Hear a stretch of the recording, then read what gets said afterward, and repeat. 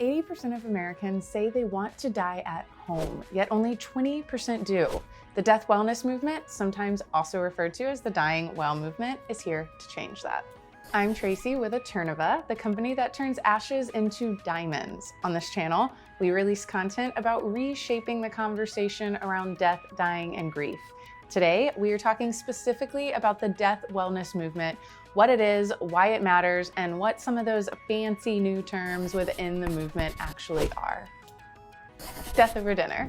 You could argue that Death Over Dinner is the very first company and organization to really put some structure around end-of-life conversations.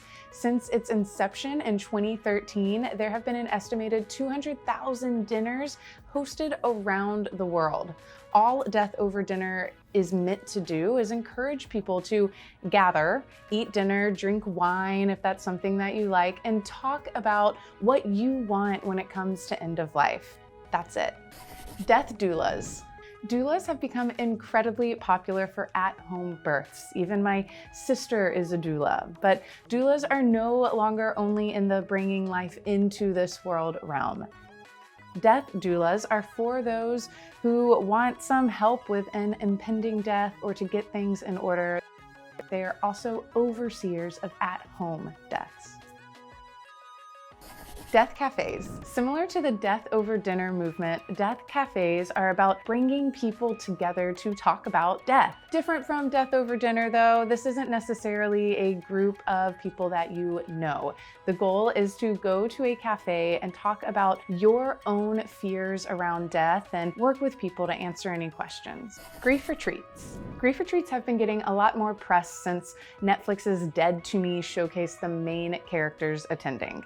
In that grief retreat scene, there was a lot of alcohol and flirtatiousness, and you could certainly attend a grief retreat like that, but there are a ton of different grief retreat types for single people or couples or kids or families, so do your research and find one that fits you.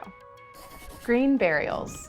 The concept around a green burial is all about being buried in a way that doesn't hurt the planet. And surprise, the way that we currently bury people isn't all that great for the environment, at least the way that we do it in a casket and with embalming fluid. So a green burial is really just about trying to educate people on what some really great ways for burying people in a way that meshes with Mother Nature.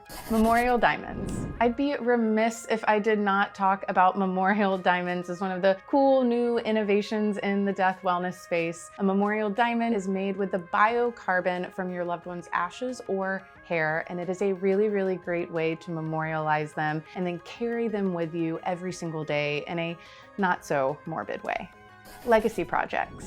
Legacy projects come in so many different shapes and sizes and forms, but really it all boils down to one thing: putting action to your grief. So whether you start a fundraiser in the name or honor of your loved one, or go and walk the Camino in northern Spain as a way to reconnect with nature and maybe spread some ashes, whatever it is that you do, legacy projects are all about putting action to the way that you are feeling.